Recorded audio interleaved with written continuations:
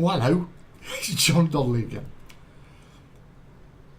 This one's about your first 3 Machiavellian days.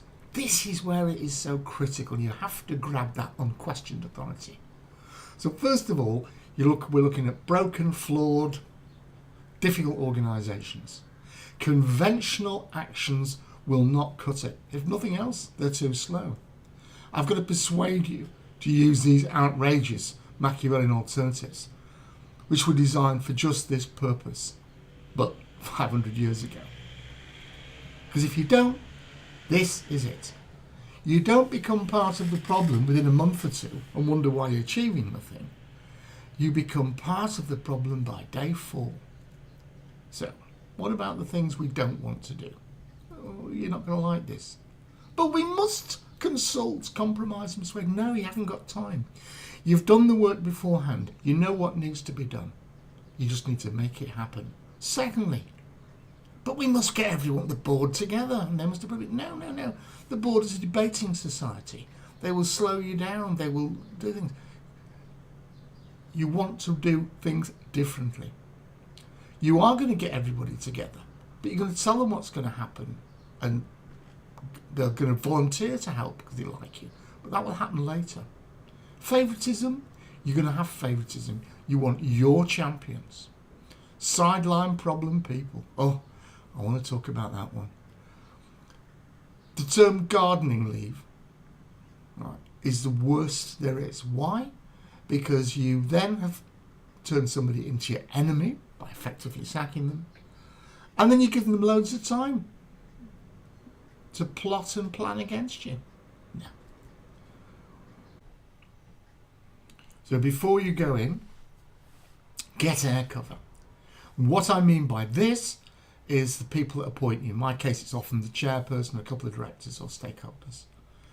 And as well as all the things you might expect, that when you say, here are some of the rules. Now, each one of these, starting this one, is a separate packed video, how-to video. Everything we've learned, most of it the hard way, is in that. So for instance, in that one of the things it would say is there will be a period early on of 5 days when you must not take calls from any of the people I'm working with. You know what I'm going to be doing. You know how hard it's going to be. If you take calls from them, the least that's going to happen is it's going to delay the process. Second of those videos is about going undercover. Now this is way beyond mystery shopping and things like that. Because a large organisation, I'll quite often put a couple of people in. I want to know who are the good people, who are the bad people. What's really good that's been done? What's getting in the way? What's the view? What's the view on the management team? And let me tell you here, one thing I'll guarantee, however bad you were told it was, after this exercise you realise it's worse. Why? Because bright, intelligent people have been spending the time hiding things rather than doing the job they're supposed to have been doing. Now these 2 Machiavelli bits affect day 1, 2 and 3, which by the way, each of these is the next video.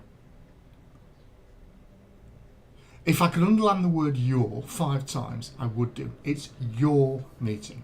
Only the people you want are there. Most importantly, the people you don't want aren't there. The problem people, you'll deal with those one-on-one afterwards.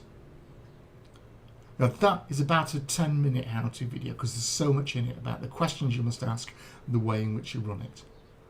One of the tips that's in there, which I learnt the hard way, treat yourself to a uniformed security guy stood outside who said, "You're not invited, Mr. Donnelly wants to see you separately at 3 o'clock this afternoon.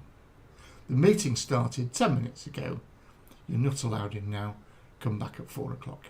He'll see the latecomers then." When I did this in America, and a security guard only pitched up wearing a gun, which I thought was taking things back to the original 16th century Machiavellian cruelty bits quite nicely. Next to those videos, removing the problem person. Just 8 minutes and this is how you do it. Tough, but it has to happen.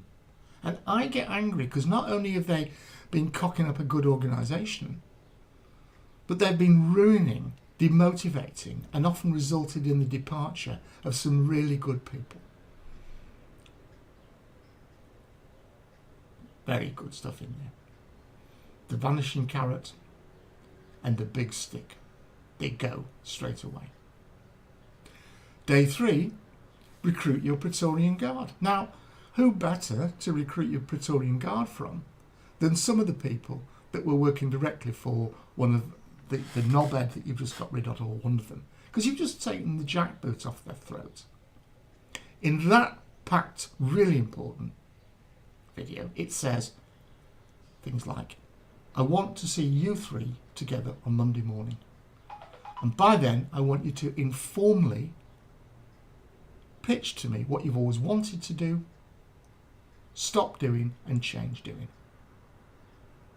And then one of the tips in there as well is saying, oh, and by the way, who do you think's going to try and stop you? Because it is my job to make sure they don't.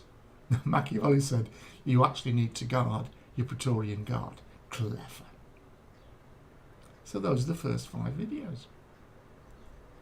The how-tos.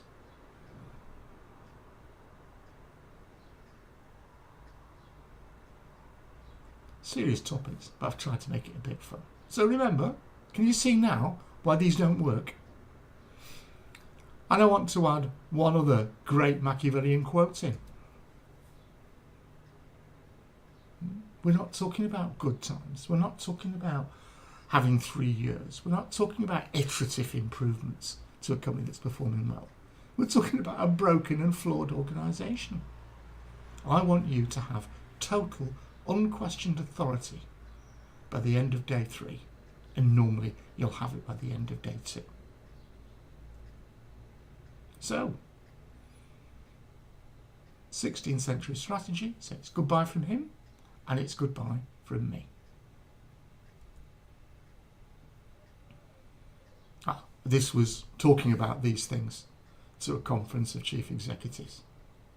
And despite the fact that it's a very tough, hard topic, there are a few smiles about. And it wasn't just the fact we had a very good breakfast.